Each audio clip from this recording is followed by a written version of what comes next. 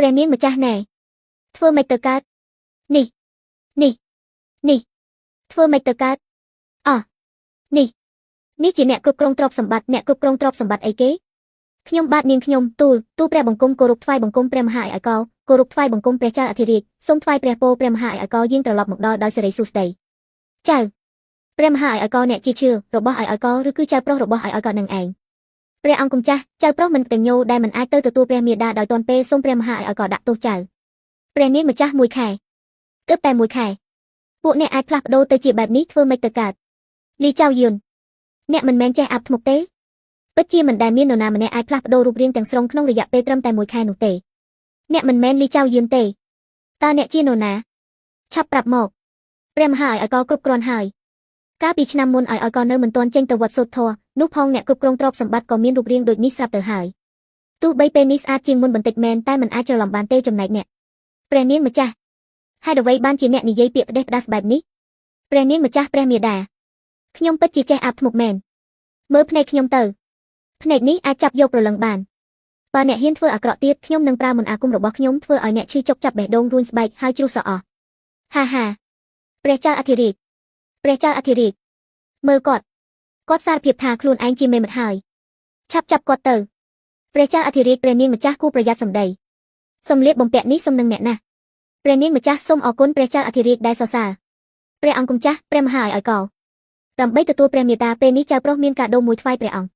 ព្រះមហាឯកោជឿបានរៀបចំកាដូអ្វីសម្រាប់ឯកោទៅ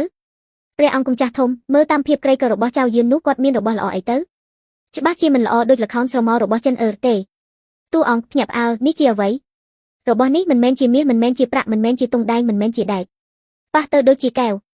មិនមែនជាកញ្ចក់កែវទេកញ្ចក់កែវដែលនាំមកពីលោកខាងលិចកាលពីប៉ុន្មានឆ្នាំមុនខ្លះហើយស្អាតជាងនេះច្រើនណាស់ព្រះអង្គម្ចាស់របស់ខ្មៅងឹតនេះដែលសំបីតែស្រមោលមនុស្សក៏មើលមិនឃើញច្បាស់ផងមិនហ៊ានយកមកថ្វាយព្រះមហាឯកោទៅព្រះអង្គម្ចាស់នេះមិនមែនជាកញ្ចក់កែវទេចៅប្រុសដឹងថាព្រះមហាឯកោចូលចិត្តទស្សនាល្ខោនខ្លាំងណាស់ប៉ុន្តែដោយសារតែរាជវង្សគលៀងទើបតែញើបពីការខូចខាតពីព្រះចៅអធិរាជរហូតដល់ប្រជារាស្ត្រសុទ្ធតែប្រកាន់ខ្ជាប់នៅនយោបាយសន្សំសំចៃជាគោលការណ៍ជាតិព្រោះហេតុនេះហើយព្រះមហាឯកោក៏ត្រូវបង្ខំចិត្តបោះបង់ចំណងចំណូលចិត្តនេះហើយមិនបានស្ដាប់ល្ខោនអស់ជាច្រើនឆ្នាំហើយដូច្នេះហើយចៅប្រុសក៏រកឃើញរបស់នេះដើម្បីឲ្យព្រះមហាឯកោអាចមើលល្ខោនបានតាមចិត្តព្រះអង្គម្ចាស់ធំតើធ្វើបែបណាទៅកើតគាត់បញ្ជូនកញ្ចក់ខ្មៅងឹតដែលមើលមិនឃើញស្រមោលនេះទៅឲ្យព្រះមហាឯកោមិនទៅកើត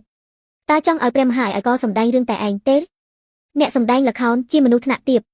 ព្រះអង្គម្ចាស់មិនមែនកំពុងតែប្រមាថព្រះមហាឯកោទេព្រះអង្គម្ចាស់ចិនអ្នកមិនចាំបាច់និយាយទេ